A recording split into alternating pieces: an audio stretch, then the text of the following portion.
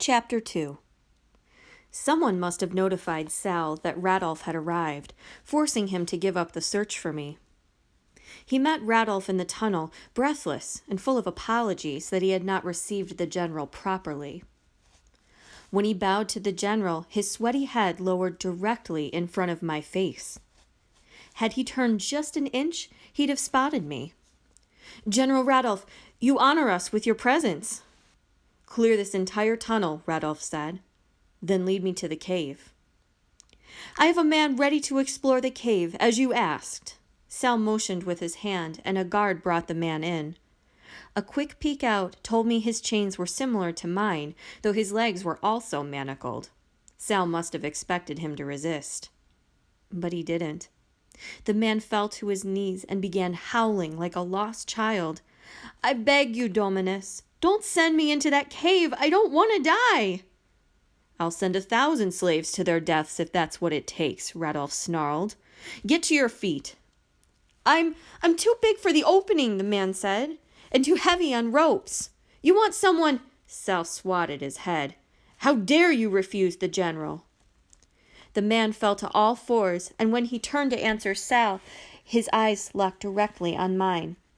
I shook my head, silently begging him not to reveal me, but his expression only darkened as a grin widened on his face. "Dominus, you want someone like him." Sal followed his gaze and instantly grabbed my chains and yanked me from the crevice. "There you are, rodent. I'll deal with you later." "Let me see this one," Radolf said. My heart leapt into my throat. He must have known that I had overheard his conversation. So I kept my head down while he studied me, hoping if I made myself look weak enough, the general would lose interest. As one of the youngest workers here, I wasn't anywhere near the biggest or the strongest worker of the mines, and for that matter, I wasn't the stupidest either. At this point, the only chance I had was if he decided that I wasn't a threat to him. None of it worked. The general pinched my face between his fingers and forced me to look up. He was tall, with dark hair that was graying over his ears, olive skin, and a square face that looked carved out of stone. His silver armor covered a broad, muscular chest, and I had no doubt he managed the sword at his side with perfect ease. In contrast, my dark hair was ragged, as were the remaining shreds of my thin tunic. I was filthy, covered in the same bruises, scrapes, and cuts as any other slave miner. And I felt how low my status was compared to a man of Radolf's greatness. But at least I hadn't spent the last few minutes talking about treason against the Roman Empire. Radolf turned my head from side to side. "You look familiar," he said. "Have we met?" I nearly choked out a nervous laugh.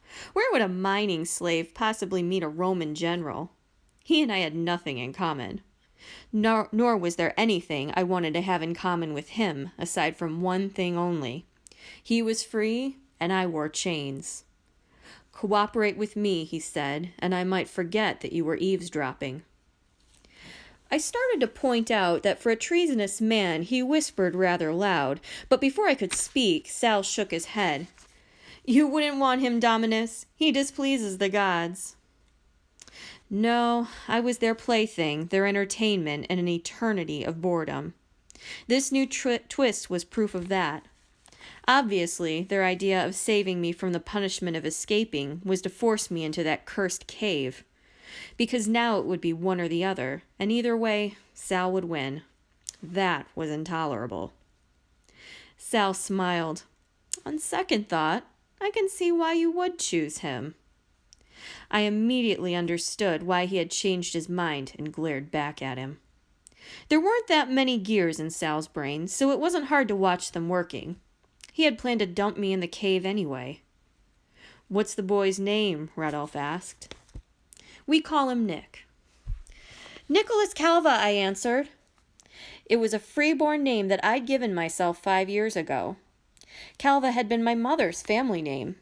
If I accepted my life with only a first name like every other man here, that would be the same as accepting that I would never be anything but a slave in the mines. And I refused to die here, as if I were nothing. Radolf said, "Well, Nicholas Calva, you will go into that cave for me. You will have to be brave and obey my every order." "You'll find no slave here braver than Nick, or more obedient."